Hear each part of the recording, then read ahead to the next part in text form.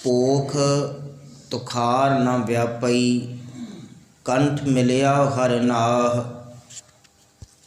तो जिमें बाकी थावां दे उत्ते महीने दे नाम अखर नूं सियारी लगी है तो असीं रुक के पाठ करते हाँ, उवें इत्थे है। पोख तुखार इकट्ठा नहीं है। पोख तुखार ना व्यापी, ना व्यापी तुखार नाल पो दे महीने विच ये पो असीं अखर जिहड़ा है बोलते हाँ। बाणी ने इस नूं पोख खखे नाल लिखिया होया है। तो गुरु साहब आखदे ने भी ये जिहड़ा पो दा महीना है इहदे विच वधेरे जिहड़ी है ठंड पैंदी है। तुखार कक्कर कोरा भी कहंदे हन। तो इत्थे गुरु साहब आखदे ने पोख तुखार न व्यापई कंठ मिलिया हर नाह। उन्हां जीव रूपी स्त्रियां नूं तुखार न व्यापई इस महीने विच भाव मनुखा जीवन के समय विच काम क्रोध लोभ मोह हंकार द्वैत ईर्खा दे ये जिहड़े अवगुण ने इन्हां दा कक्कर, इन्हां दा कठोरपन, इन्हां दा पाला जीव रूपी इस्त्री नूं नहीं लग सकदा। किस नूं? जिन्हों कंठ मिलिया हर नाह। नाह दा अर्थ है खसम प्रभु। तो जिन्हों मालक प्रभु परमात्मा मिलिया होवे, जिहदे गले नाल लग्या होवे ते ओनूं एक ਉਹਦੇ जीवन में कठोरापन कोरापन ये नहीं बनती, कठोरता नहीं बनती। मन बेदया चरनार बिंद दर्शन लगड़ा साह। नन्ने कन्ना हाहा ना पुलिंग एक वचन नाम अखर है। कंठ मिलिया हर नाह। इसे तरह दर्शन लगड़ा साह। साह एक सा लगातार बिरती, ये भी पुलिंग एक वचन नाम शब्द है, कोई किरिया नहीं है। किरिया हाहा औंकड़ बोलिया जाता है, नाम हाहा औंकड़ नहीं बोलिया जाता। तो इत्थे आप जी ने चेता रखना है। फिर मन बेदिया चरनार बिंद। चरनार बिंद दो अखरां दा जोड़ है, चरण ते अरबिंद। अरबिंद कमल दा फुल, चरण भाव वो जिस दे चरण जिहड़े ने कमल वर्गे सुंदर हैं। तो सोहणे चरणों वाले मालक प्रभु दे विच जिस दा मन विझिया रहिंदा है, वेदिया रहिंदा है, उहनूं फिर दर्शन लगड़ा साह। उहदा हर एक साह उहदी बिरती इस गल विच जुड़ी रहिंदी है कि प्रभु दे दर्शन दीदार हो जाण। ओट गोविंद गोपाल राए सेवा स्वामी लाह। लाह भी हाहा औंकड़ है, पुलिंग एक वचन नाम शब्द है, अर्थ है लाहा लाभ।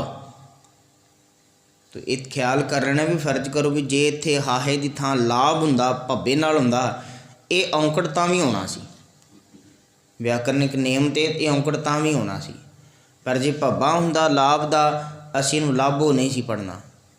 पर बहुते इस नूं लाहो औंकड़ भी नहीं होड़ा बना लेंदे ने। तो सुचेत रहिए। फिर आप जी दे नाल बेनती सांझी है भी नाम अखर दे हाहे नूं लगी औंकड़ दा उचारण नहीं हुंदा, किरिया अखर हाहा औंकड़ उचारण हुंदा है। करो पीवहो खावहो जपो नहावहो इस तरह दी किरिया हाहा औंकड़ नाल आउंदियां हन।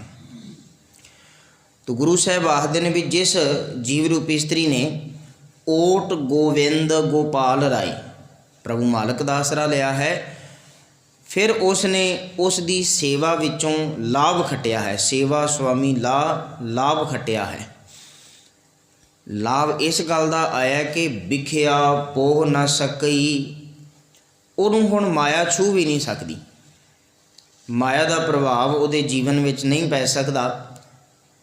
मिल साधु गुण गाह। तो मिल साधु आखण तो भाव गुरु नूं मिल करके वो फिर प्रभु परमात्मा की सिफत सलाह दे विच गाह दर्थ है गाहण वाले चुब्भी लाउण वाले बन जाते हैं। आखण तो भाव उन्होंने प्रभु परमात्मा के सिफत सलाह के समुंदर विच गाह दर्थ है चुब्भी लाई है।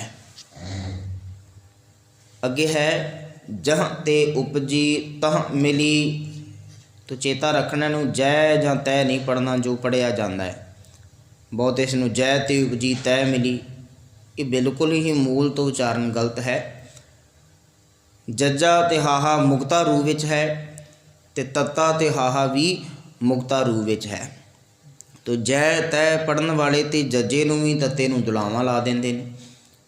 ਤੁਸੀਂ ਆਪ ਇਸ ਗੱਲ ਨੂੰ ਪੜ੍ਹ ਕੇ ਵੇਖ ਲਓ, ਜਿਹੜੇ ਵੀ ਪੜ੍ਹਦੇ ਰਹੇ ਨੇ ਪੜ੍ਹ ਕੇ ਵੇਖੋਗੇ ਤੇ ਇਹਦੇ ਬਰਾਬਰ ਹੀ ਜੱਜੇ ਦਲਾਨ ਲਿਖ ਕੇ ਵੇਖ ਲਿਓ ਤੇ ਉਹਨੂੰ ਪੜ੍ਹ ਕੇ ਵੇਖ ਲਿਓ, ਤੁਹਾਨੂੰ ਆਪੇ ਪਤਾ ਲੱਗ ਜਾਏਗਾ। ਤੋ ਇਹ ਮੁਕਤਾ ਰੂਪ ਵਿੱਚ ਅੱਖਰ ਨੇ ਤੇ ਇਹ ਅਸਲ ਵਿੱਚ ਜਹਾਂ ਤੇ ਤਾਹਾਂ ਦੇ ਹੀ ਲਿਖਾਇਕ ਨੇ, ਪਰ ਇੱਥੇ ਉਹ ਕੰਨਾ ਜਿਹੜਾ ਹੈ ਉਹ ਮਾਤਰਾ ਨੂੰ ਘਟਾਉਣ ਵਾਸਤੇ ਨਹੀਂ ਰੱਖਿਆ ਗਿਆ, ਪਰ ਇਹਦਾ ਉਚਾਰਨ ਜਿਹੜਾ ਹੈ ਉਹ ਮੁਕਤਾ ਰੂਪ ਵਿੱਚ ਤੇ ਹਾਹੇ ਉੱਪਰ ਇੱਕ ਬਿੰਦੀ ਟਿਕਾ ਕਰਕੇ ਜਹਾਂ, ਕੰਨਾ ਪੂਰਾ ਨਹੀਂ ਉਚਾਰਨ ਹੋ ਸਕਦਾ ਇਹਦੇ ਨਾਲ। ਤੋ ਇਹਨੂੰ ਧਿਆਨ ਦੇ ਕੇ ਜਹ ਤੇ ਉਪਜੀ ਤਹ ਮਿਲੀ, ਇੰਨਾ ਹੀ ਉਚਾਰਨ ਇਸ ਦਾ ਬਣਦਾ ਹੈ। ਸੱਚੀ ਪ੍ਰੀਤ ਸਮਾਹ, ਤੋ ਇਹ ਜਿੰਦ ਜਿੱਥੋਂ ਉਪਜੀ ਹੈ, ਕਿੱਥੋਂ ਉਪਜੀ ਹੈ? ਪ੍ਰਭੂ ਪਰਮਾਤਮਾ ਕੋਲੋਂ। ਕਬੀਰ ਸਾਹਿਬ ਆਖਦੇ ਨੇ, ਕਹੋ ਕਬੀਰ ਇਹ ਰਾਮ ਕੀ ਅੰਸ਼, ਇਹ ਰੱਬ ਦੀ ਅੰਸ਼ ਹੈ। ਤੋ ਤਹ ਮਿਲੀ, ਇਹ ਉਸੇ ਵਿੱਚ ਜਾ ਕਰ ਕੇ ਮਿਲ ਜਾਂਦੀ ਹੈ। ਸੱਚੀ ਪ੍ਰੀਤ ਸਮਾਹ, ਤੋ ਫਿਰ ਸੱਚੀ ਸਦਾ ਰਹਿਣ ਵਾਲੀ ਪ੍ਰੀਤ, ਪਰਮਾਤਮਾ ਦੇ ਚਰਨਾਂ ਦੀ ਪ੍ਰੀਤ, ਸਮਾਹ ਭਾਵ ਉਹਦੇ ਵਿੱਚ ਉਹਦੀ ਲੀਨਤਾ ਹੋ ਜਾਂਦੀ ਹੈ, ਲਿਵ ਲੱਗ ਜਾਂਦੀ ਹੈ, ਤੇ ਫਿਰ ਜਿਸ ਮਾਲਕ ਪ੍ਰਭੂ ਤੋਂ ਉਸਨੇ ਜਨਮ ਲਿਆ ਉਸੇ ਵਿੱਚ ਹੀ ਜੁੜੀ ਰਹਿੰਦੀ ਹੈ। ਕਰ ਗਹਿ ਲੀਨੀ ਪਾਰ ਬ੍ਰਹਮ, ਬਹੁੜ ਨ ਵਿਛੜਿਆ।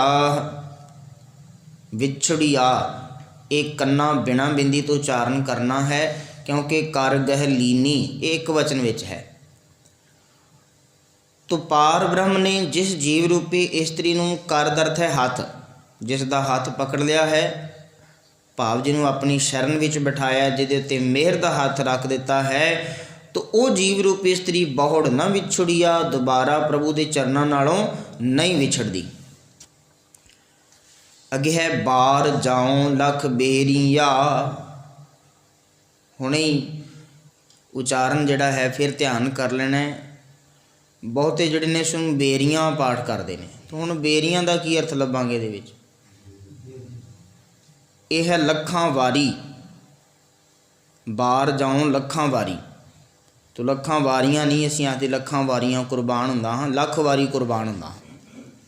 ਤੋ ਬਾਰ ਜਾਉ, ਜਾਉ ਮੈਂ ਜਾਂਦਾ ਹਾਂ, ਉੜੇ ਔਂਕੜਨਾ ਬਿੰਦੀ, ਲੱਖ ਬੇਰੀਆ ਲੱਖਾਂ ਵਾਰੀ। ਤੋ ਬੇਰੀਆਂ ਕੰਨਾ ਬਿੰਦੀ ਨਹੀਂ ਲੱਗਣਾ, ਆੜਾ ਕੰਨਾ ਬਿਨਾਂ ਬਿੰਦੀ ਤੋਂ ਉਚਾਰਨ ਕਰਨਾ ਹੈ।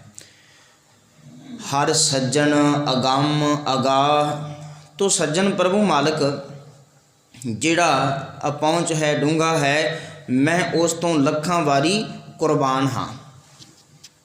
ਸ਼ਰਮ ਪਈ ਨਾਰਾਇਣੈ, ਨਾਨਕ ਦਰ ਪਈਆ। ਤੋ ਜਿਹੜਾ ਮਾਲਕ ਮਿਹਰਬਾਨ ਹੈ, ਕਿਰਪਾਲੂ ਹੈ, ਸ਼ਰਨ ਵਿੱਚ ਆਉਣ ਵਾਲਿਆਂ ਨੂੰ ਕੰਠ ਲਾਉਣ ਵਾਲਾ ਹੈ, ਉਹਦੇ ਦਰ ਉੱਤੇ ਪਿਆਂ ਹੋਇਆਂ ਦੀ ਉਹ ਇੱਜ਼ਤ ਰੱਖਦਾ ਹੀ ਹੈ। ਸ਼ਰਮ ਪਈ ਉਹ ਲਾਜ ਰੱਖਦਾ ਹੀ, ਰੱਖਣੀ ਪੈਂਦੀ ਹੈ।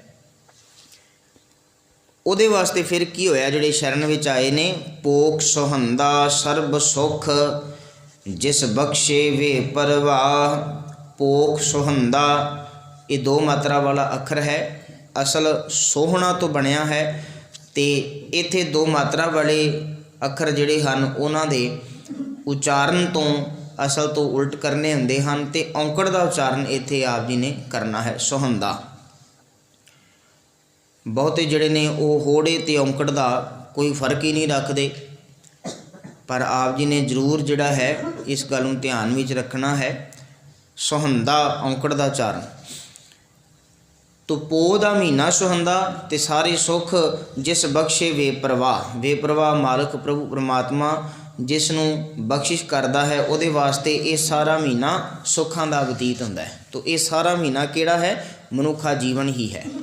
ਕੇਵਲ ਇੱਕ ਮਹੀਨੇ ਦਾ ਸਮਾਂ ਨਹੀਂ, ਸਗੋਂ ਸਾਰਾ ਜੀਵਨ ਹੀ ਉਸ ਦਾ ਸੁੱਖਾਂ ਦਾ ਬਤੀਤ ਹੁੰਦਾ ਹੈ। ਜਿਸ ਨੂੰ ਕੰਠ ਮਿਲਿਆ ਹਰ ਨਾਹ, ਜਿਹਦਾ ਮਨ ਪ੍ਰਭੂ ਪਰਮਾਤਮਾ ਦੇ ਦਰਸ਼ਨਾਂ ਦੇ ਵਿੱਚ ਵਿੰਨਿਆ ਗਿਆ ਹੈ। ਮਨ ਬੇਦਿਆ ਚਰਨਾਰ ਬਿੰਦ, ਦਰਸ਼ਨ ਲਗੜਾ ਸਾ। जिसने ओट लई है ते सिर परमात्मा दी। ओट गोविंद गोपाल राय, ओट किहदी लई है? सिर परमात्मा दी। ते इवें सेवा स्वामी ला, ओदी सेवा करके इसनूं ये लाभ प्राप्त होया है। तो इसनूं गुरु साहिब जी ने इस शब्द विच ये जीवन जात सानूं दित्ती है। ते उचारण दे पक्ष तो फिर गल सांझी करदिआं, हाहा औंकड़ सारियां थावां ते है पर उचारण नहीं होवेगा।